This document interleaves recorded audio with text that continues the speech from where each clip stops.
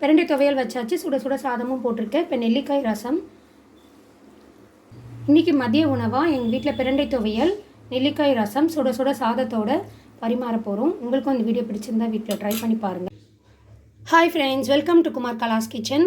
வாங்க இன்றைக்கி பிரண்டை துவையல் எப்படி செய்கிறதுன்னு பார்க்கலாம். நான் பிரண்டையை முதல்ல க்ளீன் பண்ணி வச்சுருக்கேன்.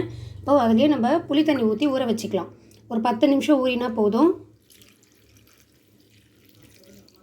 முழுகிற அளவுக்கு ஊற்றிக்கோங்க. இப்போ இன்னும் கூட கொஞ்சம் பச்சை தண்ணி ஊற்றிக்கலாம். இது ஒரு 10 நிமிஷம் அப்படியே இருக்கட்டும். பிரண்டையை ஊற வச்சுட்டு சமைக்கும் போது நம்ம தொண்டையில் ஒரு மாதிரி கரக்கரப்பு இருக்கும், அது இல்லாமல் இருக்கும். ஃபுல்லாகவே முழுகிற அளவுக்கு தண்ணி விட்டுக்கலாம்.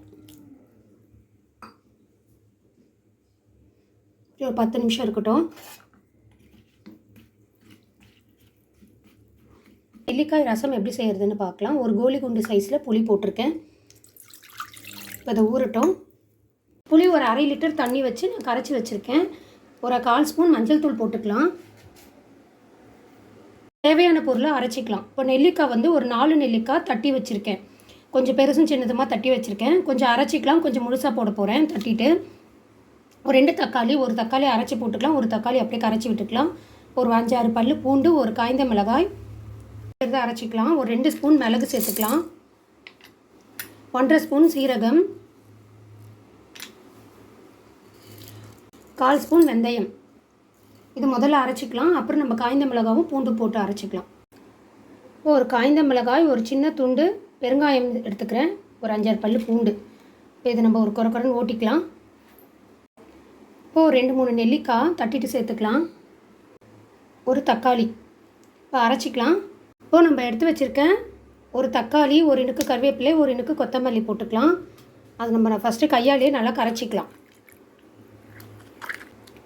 இப்போது நல்லா கரைச்சி செய்கிறப்ப அந்த டேஸ்ட்டு சூப்பராக இருக்கும், அரைச்சி செய்கிறத விட.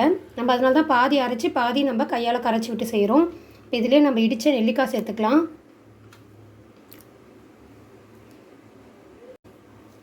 நம்ம நெல்லிக்காய், தக்காளி, மிளகு, ஜீரகம்லாம் அரைச்சோம் இல்லையா, அந்த விழுதும் இதோடய சேர்த்துடலாம்.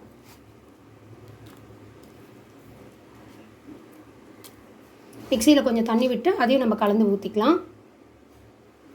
ரசம் கூட்டியாச்சு. தேவையான கல்லுப்பு சேர்த்துக்கலாம். இப்போ அடுப்பில் வச்சிடலாம். புளி தண்ணியில் ஊற வச்சுருந்தோம் இல்லையா, பிரண்டையை வடிகட்டிட்டு வச்சுருக்கேன். இப்போ நம்ம சமைக்கிறதுக்கு தயாராக இருக்குது.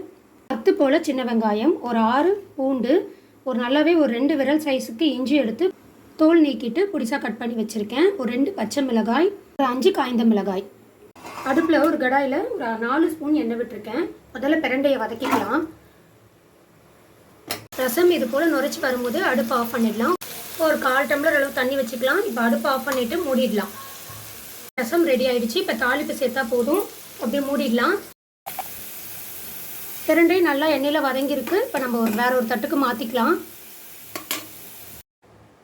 நம்ம பிரண்டை எடுத்துகிட்டு அதுலேயே ஒரு 2 ஸ்பூன் எண்ணெய் எக்ஸ்ட்ரா விட்டுருக்கோம். இப்போ உளுந்து சேர்த்துக்கலாம். ஒரு 4 ஸ்பூன் அளவுக்கு உளுந்து சேர்த்துருக்கேன். இது நல்லா வறுபடட்டும், பொன்னிறமாக ஆகட்டும். உளுந்து பொன்னிறமாக வறுபட்டுடுச்சு. இப்போ தனியாக எடுத்துக்கலாம். இப்போ நம்ம உளுந்து எடுத்தாச்சு. அதே எண்ணெயிலே காய்ந்த மிளகாய் சேர்த்துக்கலாம். இஞ்சி, பூண்டு, பெருங்காயம்,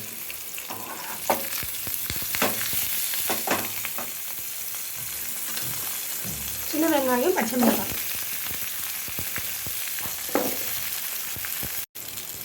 சின்ன வெங்காயம், பூண்டு, இஞ்சி, பெருங்காயம், காய்ந்த மிளகாய், பச்சை மிளகாய் ஒன்று பின்னாடி ஒன்று போட்டிருக்கோம். நல்லா வதங்கட்டும். இப்போது இது எல்லாமே நல்லா வதங்கிருச்சு. இப்போ நான் புளியாக சேர்க்கல, புளி கரைச்சலாக சேர்த்துக்கிறேன். இவ்வளோதான். இப்போ அடுப்பு ஆஃப் பண்ணிடலாம்.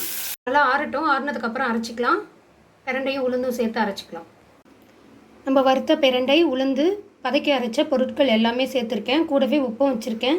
இப்போ நம்ம இதை மிக்ஸி ஜாரில் சேர்த்து அரைச்சிக்கலாம், தண்ணியே விடாமல். பிரண்டை துவையல் ரெடி ஆகிடுச்சு. நம்ம வதக்கின பொருள் எல்லாம் மிக்ஸி ஜாரில் சேர்த்துருக்கோம். இந்த அளவு இருந்தால் போதும்.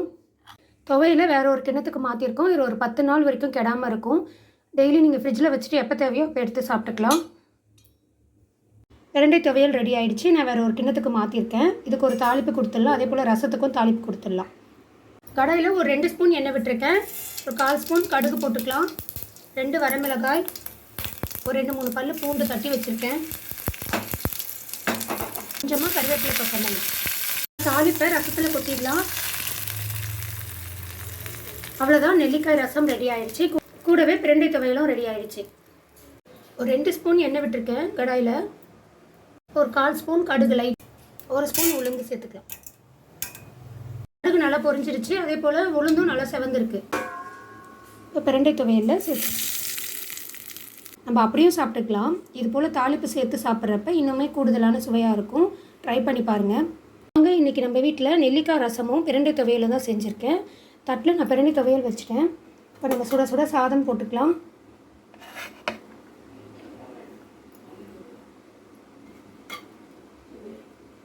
இந்த மழைக்கு நல்ல ஒரு ஏற்ற ஒரு உணவு இது. நெல்லிக்காய் ரசம் போட்டுக்கலாம்.